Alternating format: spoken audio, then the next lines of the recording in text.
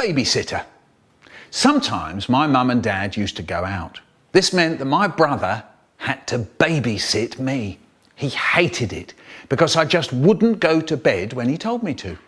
He was 4 years older than me. Well, actually, he still is. He'd shout, he'd rant and rave, "Will you go to bed?"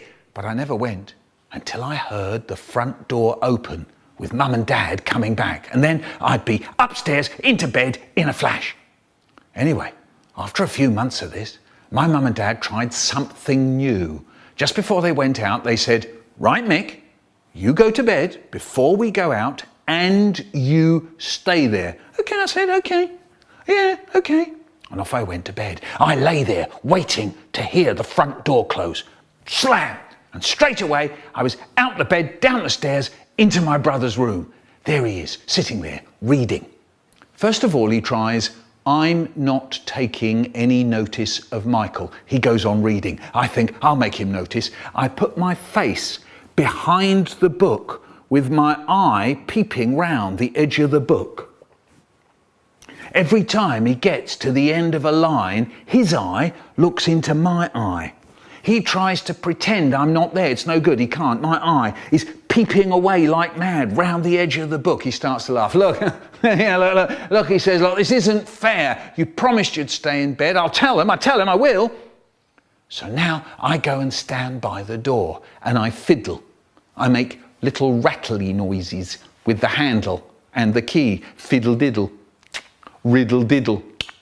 He tries to pretend I'm not there. It's no good. He can't. I'm rattling away like mad with the handle and the key. He starts to laugh. "All right," he says. "Look, right, that's it." He sounds like he's going to really do for me. So now he tries, "I'm going to be so boring, Michael will get so fed up, he'll go back to bed." He starts up a chant. Go to bed, go to bed, go to bed, go to bed, go to bed, go to bed, go to bed. He doesn't stop. Go to bed, go to bed, go to bed, go to bed. He goes on for ages. Go to bed, go to bed, go to bed. I try to talk to him. "Hey, what do you want for your birthday, Brian?" "Go to bed, go to bed, go to bed." "Do you want a sweet?" "Go to bed, go to bed, go to bed." "Hey, you've got a pimple on the end of your nose, you know." "Go to bed, go to bed, go to bed." And I'm still fiddling with the door. I lock it. I unlock it. I lock it. I try to unlock it. Go to bed, go to bed, go. "Brian, I can't unlock the door." "Go to bed, go to bed." "Brian, the key's stuck."